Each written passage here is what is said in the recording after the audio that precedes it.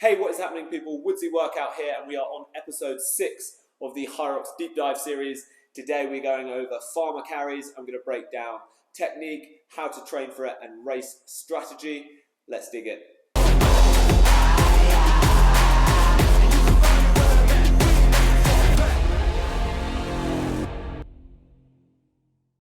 So before we get started, if you are interested in Hyrox coaching, you can reach out to me on Instagram at Woodsy Workout. I've got a number of different coaching options, and I will also be dropping a full in-depth training program that I've been working on. I'm really excited for. So that will be coming out soon.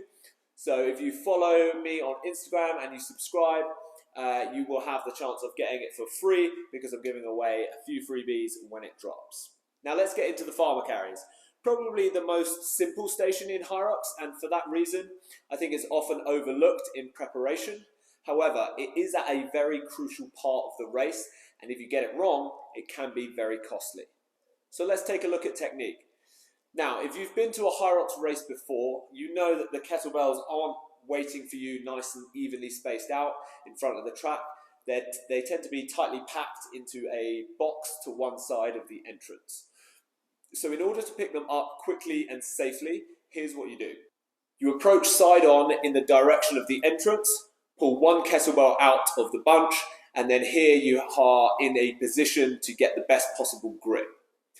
Don't rush this bit. Make sure that you get the grip right first time, because otherwise you're just going to have to set them down again and re-grip, and that will actually cost you more time.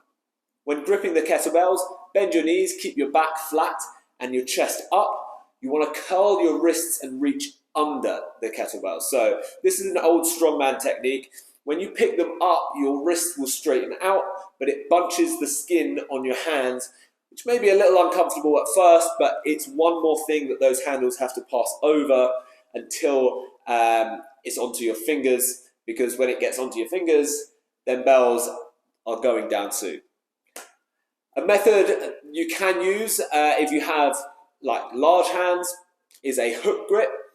This is where you wrap your index finger and middle finger around your thumb to create a wedge, and it makes it harder for the fingers to unravel. When moving, you want to be as fast but as smooth as possible. Think of it like that weird fast walk you do when you're trying to get a seat on the train, but you don't actually want to break into a run yet.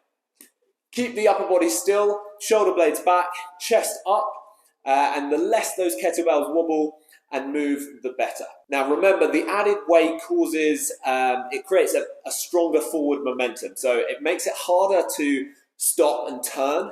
And there are usually some hairpin turns in the Hyrox track. So when you're approaching a bend, go wide, slow down slightly, and then after the turn, accelerate out. When you finish the farmer carries, put the kettlebells back into the square that you got them from. It doesn't clearly state this in the rules, but I've been to a race before where I've just dumped them in the closest box and I've been called back to then move them again. So just save yourself the hassle, put them back in the box and then get going. 3 mistakes when it comes to the farmer carries. Number 1, looking at the floor. Your body will follow where your eyes are looking. So if you're looking at the floor, you're more likely to stoop over, round forward and then go towards the ground. Instead, look through the finish line. So it keeps a better posture and it keeps you focused on the end goal. Number 2, forgetting to chalk up. Whether you use chalk in training or not, chalk helps a lot, and there should be chalk buckets provided in and around the farmer carry station.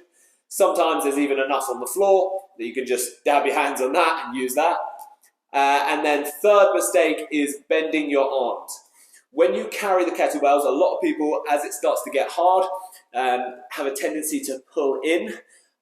You must resist the urge to bend your arms because it creates a huge amount of unnecessary tension on the biceps and can increase risk of muscle tears. So keep the arms straight and relaxed and only keep tension in the hands. So that's technique. Now let's look at how we train for it. Farmer carry is mostly about grip strength and core stability. So lifts like trap bar deadlifts are very effective at increasing your maximum strength and your ability to brace. Keep these reps low and heavy. And then doing lighter lifts for time or for higher reps are good for your muscular endurance. And I would not always go to failure on these. Give yourself sets that are repeatable. So say if 100 meters is the max distance you can do, try doing 3 sets of 60 meters with 30 seconds rest. Also change up the size and types of grips. It's good for your forearm health, and it will allow you to train more consistently without getting repetitive strain. Your hands and forearms are actually very resilient, so as long as you mix up the types of grips, you can train your grip every single day. So we've covered technique and how to train for it. Now let's talk Hyrox race strategy. The farmer carry is the shortest station, but as I said earlier, it's at a very crucial part in the race. You're towards the back half, and if you've paced it correctly, now is the time to kind of really punch on and go for it. The farmer carry is one of the only stations where going faster can actually reduce the tax on your body because you spend less time under tension. So keep your head up, look straight ahead, and really try and dig in mentally. I try to distract myself by kind of plotting my line. If I need to overtake people, looking out at the crowd, anything to take my mind off putting them down. Some people like mantras. One thing I would say is choose your words carefully. If you're saying to yourself, don't put them down, don't put them down, don't put them down, subconsciously you're drawn to the act of putting them down. Instead, think of something more like hold tight, move fast, which is more positive and it's actionable. If it gets really desperate, you can always sing a bit of Drake. Just hold on, we're going home. And on that note, we will wrap things up there. If you are interested in how to train for Hyrox, you can check out my ebook, Hyrox Training Principles, on my website, coactiveperformance.com. If you enjoyed this video, please like and share.